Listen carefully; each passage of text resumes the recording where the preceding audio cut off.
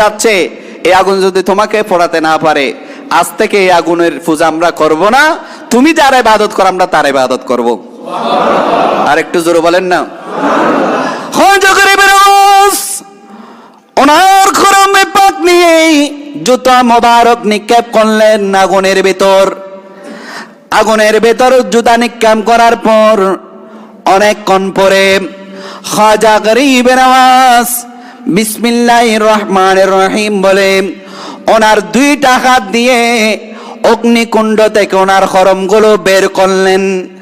ওই ইহুদি নাসারা 7 জন তাওরাত কিতাবের ইহুদিদের পণ্ডিত তাকিয়ে আছেন। দেখা যাচ্ছে অনেকক্ষণ হয়েছে খাজা গরিব নওয়াজের খরম ওই আগুনের মধ্যে নিক্ষেপ করেছে। দেখা যাচ্ছে খাজা গরিব নওয়াজ নিজের হাত দিয়ে ওই খরমগুলো বের করলেন। বের করার পর ওই ইহুদির বড় বড় পাদ্রীগুলো দেখতেছে খাজা গরিব নওয়াজের হাতও ফুরে নাই, খাজা গরিব নওয়াজের জুতো ফুরে নাই।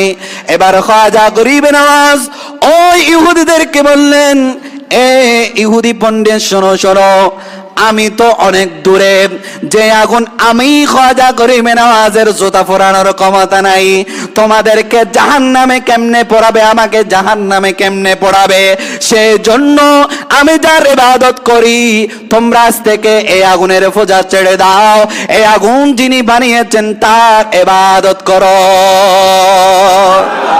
আর একটু জোরে বলেন না সুবহানাল্লাহ। সবাই হাতে হাত দিয়ে কালেমা লা ইলাহা ইল্লাল্লাহ মুহাম্মাদুর রাসূলুল্লাহ সাল্লাল্লাহু আলাইহি ওয়াসাল্লাম কালেমা পড়ে মুসলমান হয়ে খাজা গরিব নওয়াজের সঙ্গী হয়ে হিন্দুস্তানের দিকে রওনা দিলেন।